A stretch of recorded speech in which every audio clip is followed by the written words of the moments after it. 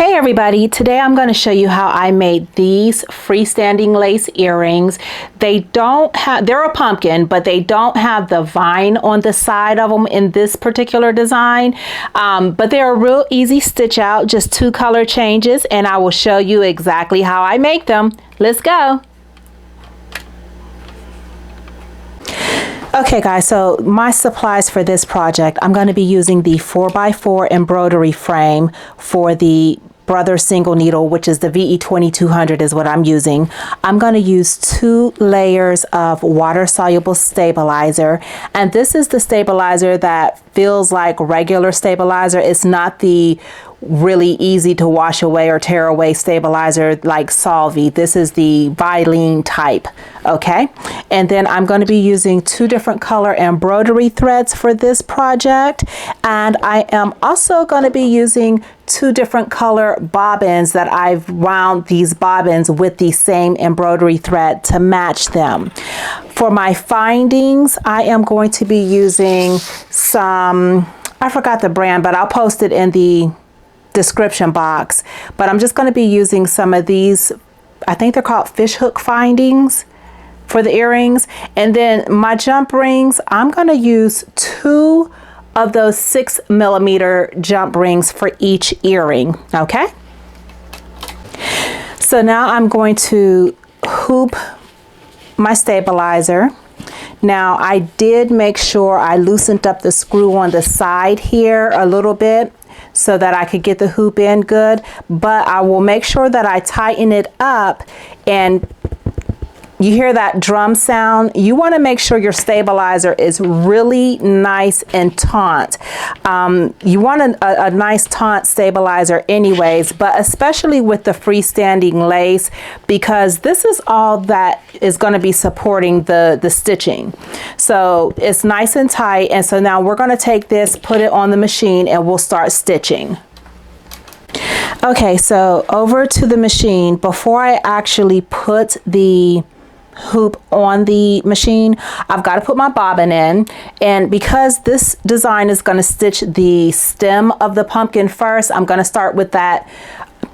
I thought it was brown, but I'm not sure what color this is, but I like it and it works for me. So I'm going to put this bobbin in first. Make sure I close that up, and then I am going to put my frame on that's got the stabilizer already on it. Now this design will stitch both of the brown pieces out first, and then it's going to stitch the orange out, and that saves on going back and forth to change the threads. So I'm going to lower my presser foot. The green light comes on, and I don't have any thread in there, so we're not ready. Good grief. So let's put some thread on here. I guess I was too anxious to get this going.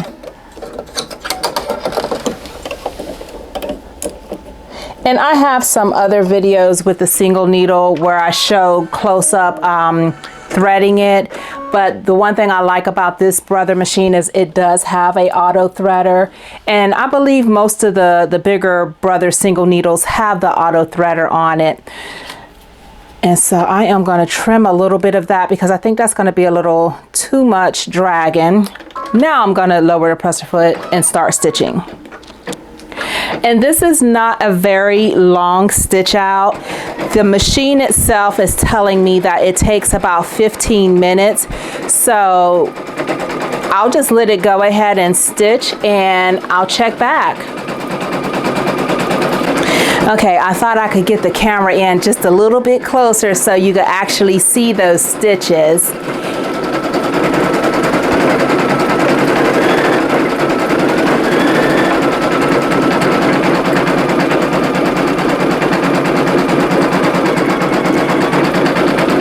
And I have stitched out a couple of these, so I don't expect any hiccups or anything. And this was stitched out on both my single needle, which is a PES file, and then my multi needles, they run the DST files, and they stitch out pretty good. So now it's doing the second stem for the second earring. And I'll check back in when it's time to change the thread. Alrighty, so it is finished stitching the stems of the pumpkin. So now it's time to change these threads. And of course, we're going to be changing both the top thread and the bobbin thread because we want it to look the same on both sides. And that's how the back looks. So let me change that. And I hope that I have enough orange on here to at least get these done.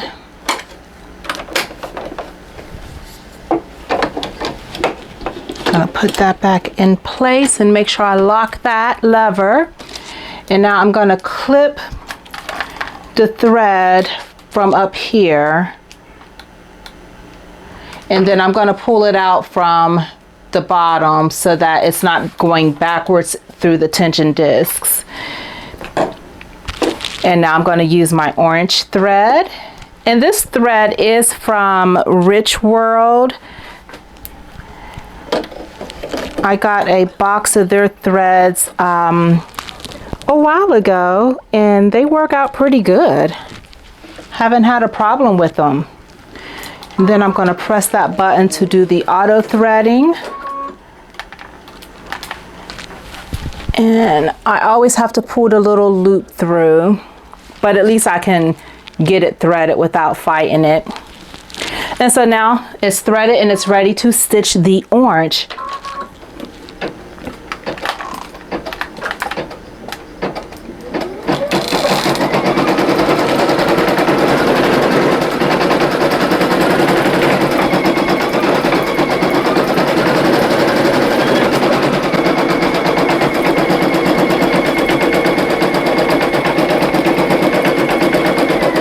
So now these may be a little bit bigger than some people like their earrings, but that is the beauty in being a creative.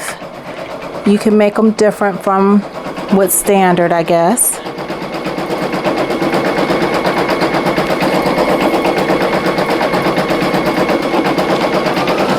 Or maybe they're just the right size, I don't know. Maybe I'm just babbling right now because I absolutely hate when I watch a video and there's no talking, there's no music or anything. It's like, come on, give me something to let me know that you're still there. Oh boy. But I did a pendant size as well. I'll show you all that in just a little while.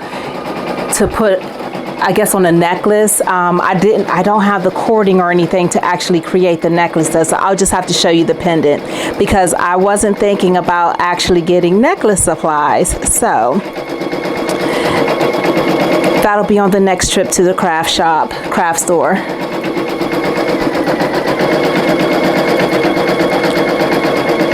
So this is stitching pretty good, and I will just let this go and I will check back in when it's over.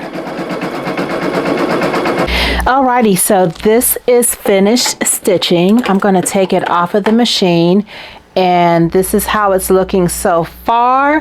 And what I'm going to do next is I'm going to trim the excess stabilizer from around it, and then I'm going to rinse this under warm water and let it dry. Alrighty, so these earrings are dry, and on the backs you will find some excess thread. You see that thread sticking up?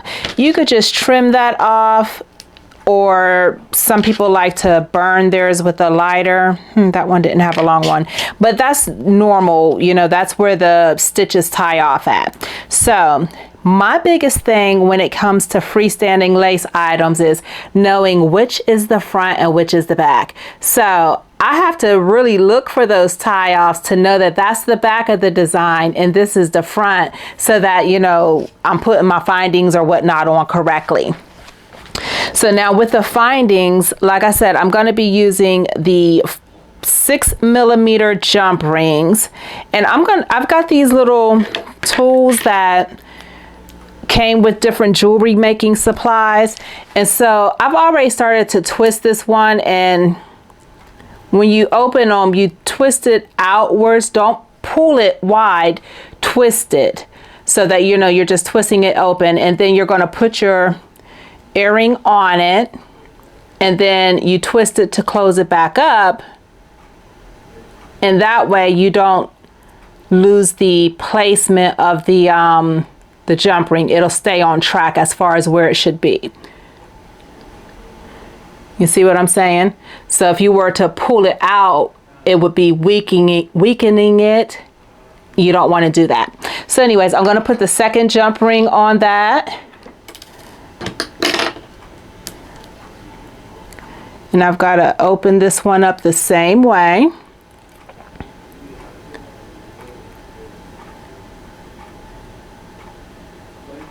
I'm twisting instead of pulling open. And now it's open, and I'm going to put the next jump ring, put that jump ring inside the first jump ring.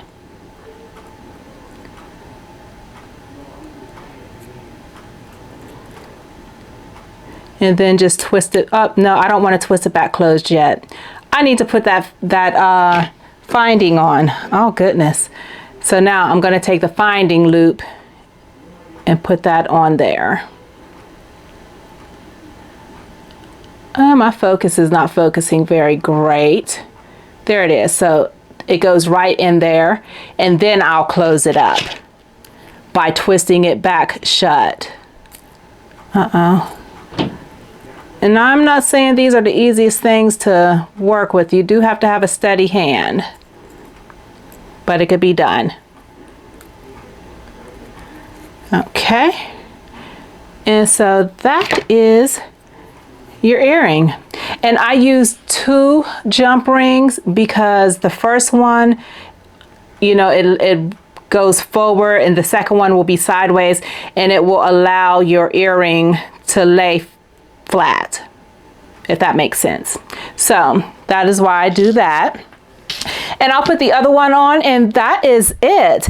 If you have any questions, definitely leave them down in the comments, and I will leave links for the design as well as for all the supplies that I use for this. And I will see you all in the next one. But until then, you all keep taking care of yourselves.